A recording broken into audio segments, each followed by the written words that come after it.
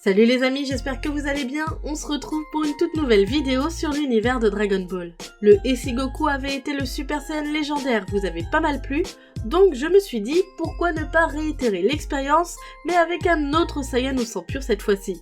Aujourd'hui, nous allons nous intéresser au prince des Saiyans, Vegeta.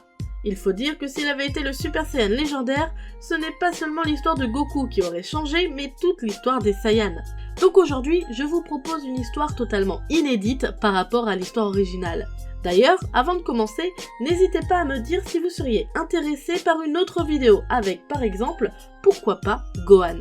Si vous atteignez les 3000 likes, nous écrirons le Et si Gohan avait été le Super Saiyan légendaire. Bref, assez parlé, voyons ce que ça aurait changé si Vegeta avait été le Super Saiyan légendaire.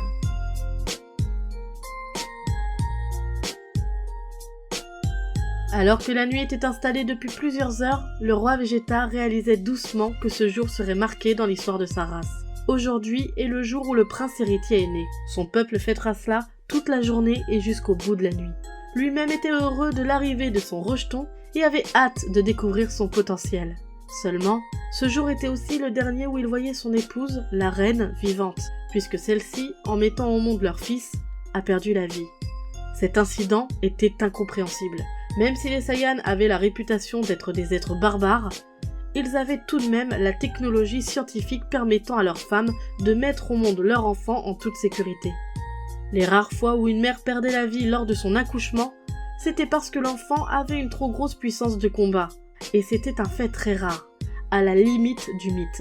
Voilà bien des années que ce n'était plus arrivé. Le roi Vegeta devait en avoir le cœur net. Il se dirigea donc dans la salle des couveuses d'élite, là où se trouvait son nourrisson. À l'heure qu'il est, ces hommes avaient dû le mettre dans la couveuse qui lui permettrait de voir son potentiel. Les couveuses de la pièce étaient toutes vides, ce qui était logique puisqu'elles étaient réservées à l'élite. Les autres, ceux considérés comme faibles, étaient laissés chez leurs parents. Arrivés en face de la couveuse où était son fils, les hommes qui s'en occupaient accueillirent le roi afin de lui donner les informations qu'il demandait. Leur observation était étrange. Ils déclarèrent qu'ils avaient vu le prince atteindre des pics de puissance, mais qu'il retombait aussitôt à un niveau médiocre. Le roi leur demanda s'ils l'avaient changé de couveuse. Les scientifiques lui dirent que c'est ce qu'ils avaient fait et qu'ils avaient même changé les moniteurs et tout autre matériel scientifique, mais que ce phénomène s'était reproduit à plusieurs reprises. L'un d'entre eux émit la possibilité que, peut-être, le nourrisson était celui qu'on appelait dans la légende le Super Saiyan légendaire. Le roi Vegeta en était ravi.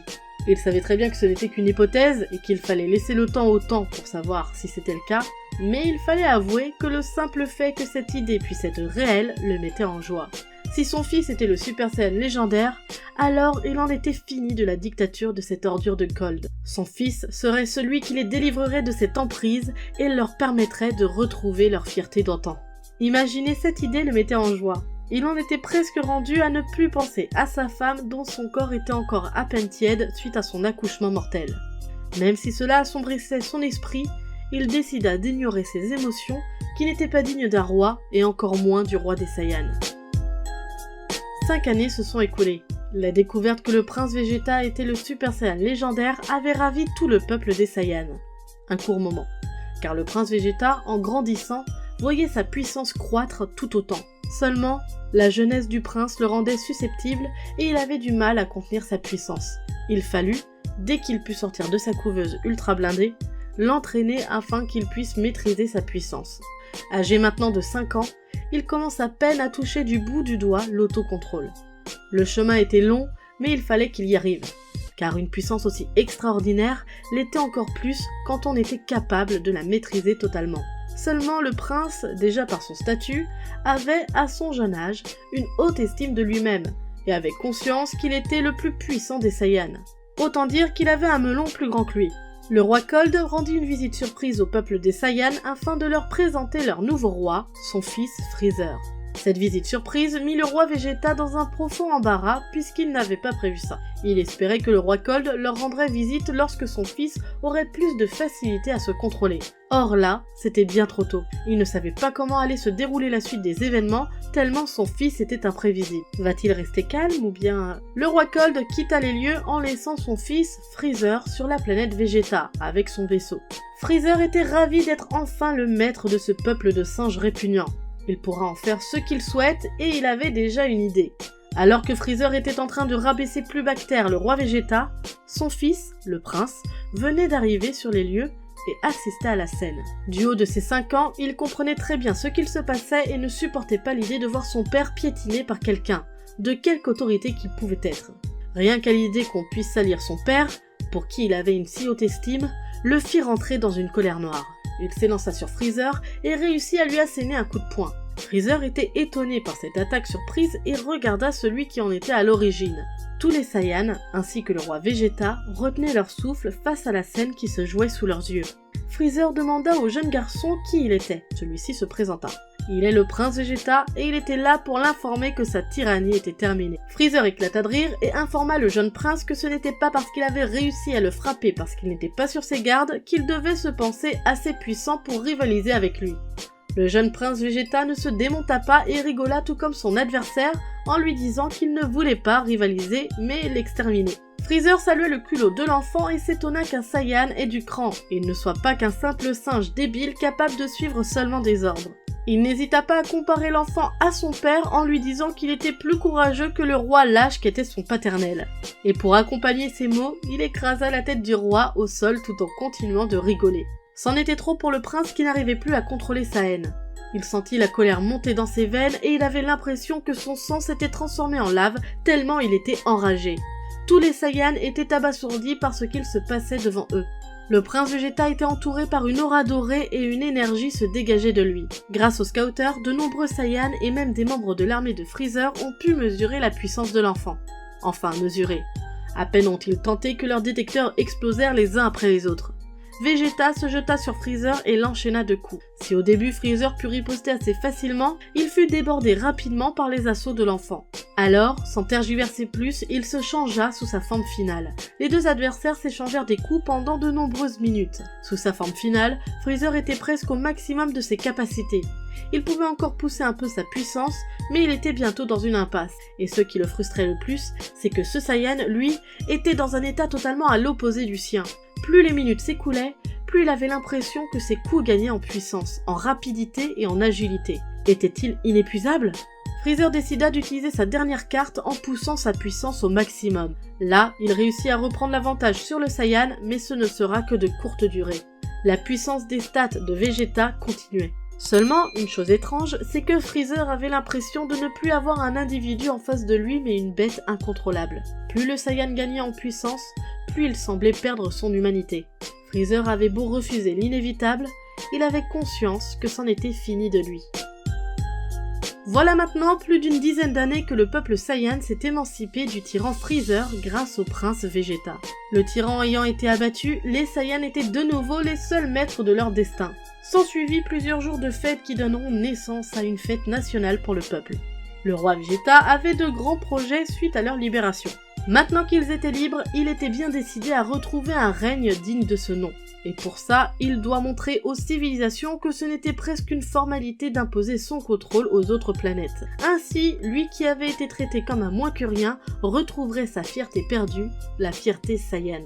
Vegeta, quant à lui, a bien évolué depuis son affrontement face à Freezer. Il s'est amélioré en combat en corps à corps, en force, en vitesse, et a même réussi à commencer à canaliser sa puissance. Pour dire vrai, il a tellement réussi à se maîtriser qu'il est maintenant capable de se transformer tout en gardant le contrôle en Super Saiyan Ikari. Vegeta, du haut de ses 16 ans maintenant, avait pleinement confiance et conscience de ses capacités. Il était sûr de lui et en était fier. Il était le prince des Saiyans, il était le Super Saiyan légendaire, il était le plus puissant de tous les Saiyans. Il était totalement différent des jeunes Saiyans de sa génération. Même s'il était contraint par son père de suivre ses classes comme les autres, il était d'indéniable qu'il ne jouait pas dans la même catégorie. Les deux plus jeunes de son groupe, Kakaroto et Broly, qui étaient pourtant d'un niveau supérieur à la moyenne, ne lui arrivaient même pas à la cheville. De ce fait, Vegeta était contraint de partir avec son escadron sur de nombreuses planètes, plus faibles les unes que les autres. Parfois, quelques natifs sortaient du lot et présentaient une puissance de combat intéressante. Mais hélas, rien de bien dramatique qui puisse l'inquiéter. Et cela crée une sorte de syndrome de l'invincibilité sur le prince des Saiyans. En effet, celui-ci a la grosse tête et pense être invincible.